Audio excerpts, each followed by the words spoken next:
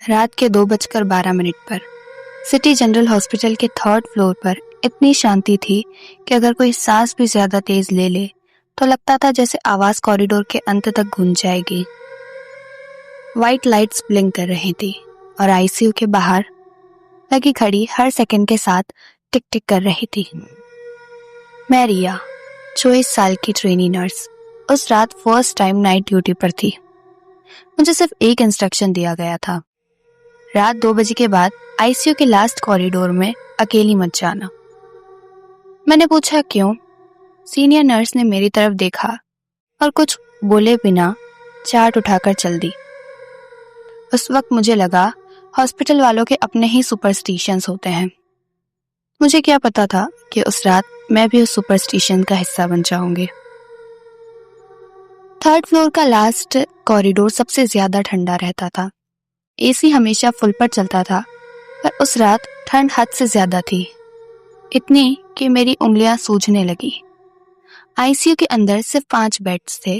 Bed number 9, bed number 10, bed number 11, bed number 12 और सबसे कोने में बेड नंबर 13। मैंने नोटिस किया था बेड नंबर 13 पर कोई पेशेंट कभी नहीं होता था, पर फिर भी उस बेड का हार्ट मॉनिटर हमेशा ऑन रहता था। 2:17 हो रहे थे।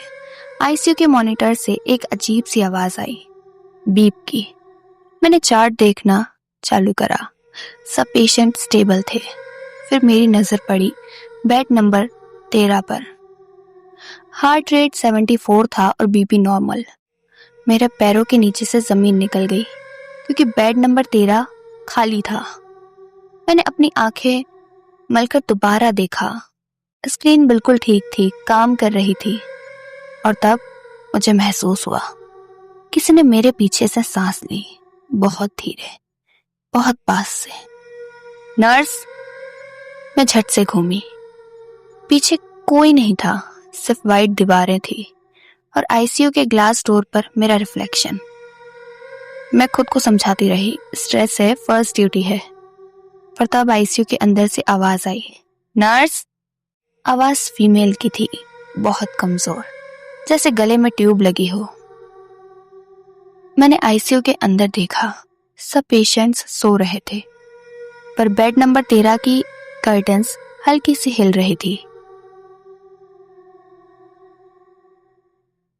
मैं धीरे से कर्टन पकड़ी, हाथ बर्फ जैसे ठंडे हो गए। कर्टन्स हटाते ही मेरी सांस रुक गई। बेड खाली था, पर बेडशीट पर इंसान के शरीर का पूरा इंप्रेशन बना हुआ था, गड्ढे जैसा, जैसे कोई अभी अभी उठा हो, और पिलो गीला था, पसीने से या कुछ और। मैं भागकर नर्स स्टेशन गई। बेड नंबर 13 का मॉनिटर ऑन क्यों है? मैंने पूछा। सीनियर नर्स का चेहरा बिल्कुल सफेद पड़ गया। तुम वहां गई थी? मैंने सर हिलाया। उसने कबर्ड से एक पुरानी फाइल निकाली। उस पर लिखा था, patient Ankita Sharma, age 19, condition coma, ward number 13, ICU, status discharge. कोई डेट नहीं, कोई सिग्नेचर नहीं, बस लास्ट पेज पर एक लाइन लिखी थी, patient clinically dead eight 3 AM। Doctor ने मुझे सीसीटीवी रूम में बुलाया। फुटेज 2 साल पुरानी थी, 3 बजे की।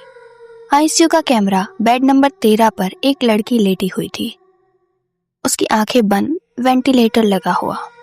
और फिर स्क्रीन के कोने में एक नर्स अंदर आती है, सफेद यूनिफॉर्म, फेस ब्लर, पर जब कैमरा नीचे जूम करता है उसके पैर जमीन को छू ही नहीं रहे थे।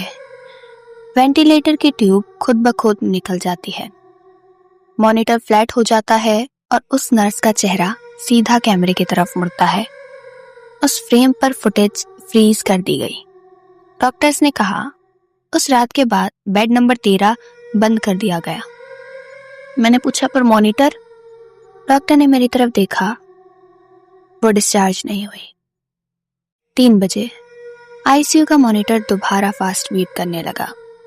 इस बार सिर्फ बेड नंबर 13 का नहीं, मेरा नाम फ्लैश हुआ स्क्रीन पर, नर्स रिया। Medication due. मेरी टांगें कांप रही थी और तब मुझे अपनी गर्दन पर ठंडी उंगलियों का एहसास हुआ। इंजेक्शन देर हो रही है। आवाज बिल्कुल मेरे कान के पास थी। मैं धीरे से घूमी। वो वहीं थी, अनिका। सफेद हॉस्पिटल गाउन, आंखें बंद, स्किन ग्रे हो गई थी। चेस्ट हिल नहीं रही थी, पर आईसीयू मॉनिटर पर हार्ट बीट चल रही थी। उसने अपना हाथ बढ़ाया। उसकी उंगलियां मेरी कलाई के अंदर घुस गई। मुझे लगा मेरी नस काट रही होगी। और फिर उसने कहा, अब तुम मेरी जगह लोगे। अगली सुबह हॉस्पिटल नॉर्मल था। आईसीयू में बेड नंबर 13 पर एक पेशेंट लेटी थी। नेम प्लेट पर लिखा था रिया, कोमा। बेड के बाहर एक नई ट्रेनी नर्स खड़ी थी और डोर से बेड नंबर 13 का मॉनिटर धीरे धीरे बीप कर रहा था।